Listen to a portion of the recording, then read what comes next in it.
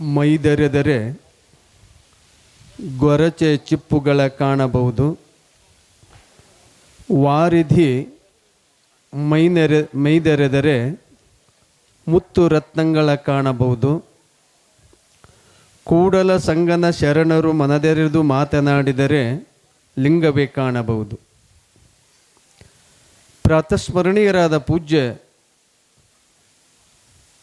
ವೇದಾಂತ ಕೇಸರಿ ಮಲ್ಲಿಕಾರ್ಜುನ ಮಹಾಶಿವಗಳನ್ನು, ಜ್ಞಾನಯೋಗಿ ಸಿದ್ದೇಶ್ವರಪ್ಪಾಜಿಯವರನ್ನು ಎನ್ನ ಹೃದಯ ಮನೆಯಲ್ಲಿ ಧ್ಯಾನಿಸಿಕೊಂಡು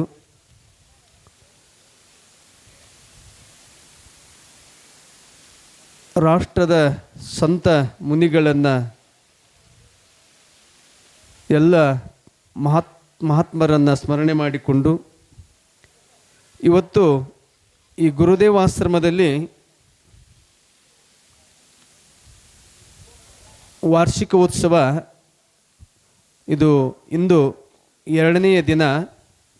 ಈ ಒಂದು ಪವಿತ್ರ ಕಾರ್ಯಕ್ರಮಕ್ಕೆ ಪಾವನ ಸಾನ್ನಿಧ್ಯ ವಹಿಸಿಕೊಂಡು ನಿಮ್ಮೆಲ್ಲರಿಗೆ ಆಶೀರ್ವಚನ ನೀಡಲು ಬಂದಿರುವಂಥ ಪೂಜ್ಯ ಶ್ರೀ ಬಸವೇಶ್ವರ ಮಹಾಸ್ವಾಮಿಗಳು ಗುರುದೇವಾಶ್ರಮ ಕೃಷ್ಣ ಕಿತ್ತೂರು ಹಾಗೂ ಐನಾಪುರದ ಪೂಜ್ಯರಿಗೆ ಶರಣಾರ್ಥಿಗಳು ಹೇಳಿ,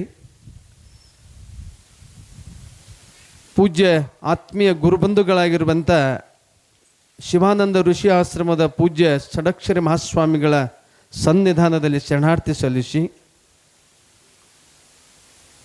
ಅಂತಾರಾಷ್ಟ್ರದ ಮಟ್ಟಿಗೆ ಯೋಗವನ್ನು, ಕೃಷಿಯನ್ನು ಮುಟ್ಟಿಸಿ ಜನಮಾನಸದಲ್ಲಿ ತಮ್ಮ ಪ್ರವಚನದ ಮೂಲಕವಾಗಿ ಪರಿಚಯ ಮಾಡಿಕೊಂಡಂಥ ಗುರುದೇವಾಶ್ರಮ ಬಾಲ್ಗಾವದ ಪೂಜ್ಯ ಅಮೃತಾನಂದ ಮಹಾಸ್ವಾಮಿಗಳಲ್ಲಿ ಕೂಡ ಶರಣಾರ್ಥಿಗಳನ್ನು ಹೇಳಿ, ಕಾಡಾಪುರ ಸಿದ್ಧಾರೂಢಾಶ್ರಮದ ಪೂಜ್ಯ ನಾಗಲಿಂಗ ಸ್ವಾಮಿಗಳಲ್ಲಿ, ಗುರುದೇವಾಶ್ರಮ ಚಿಂಚಿಲಿಯ ಪೂಜ್ಯ ಸಿದ್ಧಪ್ರಸಾದ ಸ್ವಾಮಿಗಳಲ್ಲಿ ಹಾಗೂ ನಮ್ಮ ಸಂತರಾದಂಥ ಶೇವಾಳಿ ಸರವಲ್ಲಿ ಕೂಡ ಶರಣಾರ್ಥಿ ಸಲ್ಲಿಸಿ, ಇವತ್ತು ವಿಶೇಷವಾಗಿ ಇಬ್ಬರು ಅತಿಥಿಗಳು ಬಂದಿದ್ದಾರೆ ಈ ಕಾರ್ಯಕ್ರಮಕ್ಕೆ. ಅವರು ಯಾರು ಅಂದರೆ ಡಾಕ್ಟರ್ ಸೋಮಶೇಖರ್ ಪಾಟೀಲ್, ಸ್ತ್ರೀ ತಜ್ಞರು, ಮಿರಜ. ಅವರು ನಮ್ಮ ಕರ್ನಾಟಕದವರೇ, ಆದ್ರೆ ಈಗ ಮಿರಜ್ ಅಂತ ಅನ್ಬೇಕಾಗ್ಯದ ಅವ್ರಿಗೆ. ಅವರಿಗೆ ನಿಮ್ಮೆಲ್ಲರ ಪರವಾಗಿ ನಿಮ್ಮೆಲ್ಲರ ಪರಿಚಯ ಇದೆ. ಸಿದ್ದೇಶ್ವರಪ್ಪಾಜಿಯವರ ಸೇವೆಯನ್ನು, ಪೂಜ್ಯ ಮಲ್ಲಿಕಾರ್ಜುನಪ್ಪ ಅವರ ಸೇವೆಯನ್ನು ಮಾಡಿದಂಥವರು. ಅವರ ಪರಿಚಯ ಅವರು ಮಾಡೋಕ್ಕಿಂತ ಪೂರ್ವದಲ್ಲಿ 2 ಮಾತಿನಲ್ಲಿ ಹೇಳ್ತೇನೆ.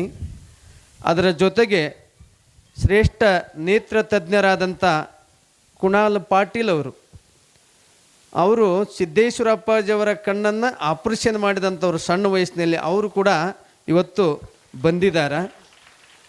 ಅವರಿಗೂ ಕೂಡ ನಿಮ್ಮೆಲ್ಲರ ಪರವಾಗಿ ಸ್ವಾಗತವನ್ನು ಕೋಡ್ತಾ ಇದ್ದೇನೆ. ಈಗ ಸಮಯ ಆಗಿದೆ, ಪೂಜ್ಯರಿಂದ ಆಶೀರ್ವಚನ. ಅವರು ಯಾರ್ಯಾರು ಮಾತಾಡ್ತಾರಲ್ಲ ಅವ್ರ ಬಗ್ಗೆ 4 ಮಾತನ್ನು ನಾನು ಪರಿಚಯ ಮಾಡಿಕೊಡ್ತೀನಿ. ಈಗ ಪೂಜ್ಯರಿಂದ ಆಶೀರ್ವಚನ ಪ್ರಾರಂಭವಾಗ್ತಾ ಇದೆ. ತಾವೆಲ್ಲರೂ ಅವರ ಆಶೀರ್ವಚನವನ್ನು ಕೇಳಿ ಧನ್ಯರಾಗಬೇಕಂತ ಅಂತ ತಿಳ್ಕೊಂಡು ನಿಮ್ಮೆಲ್ಲರಲ್ಲಿ ವಿನಂತಿ ಮಾಡ್ಕೋತಾ ಇದ್ದೇನೆ.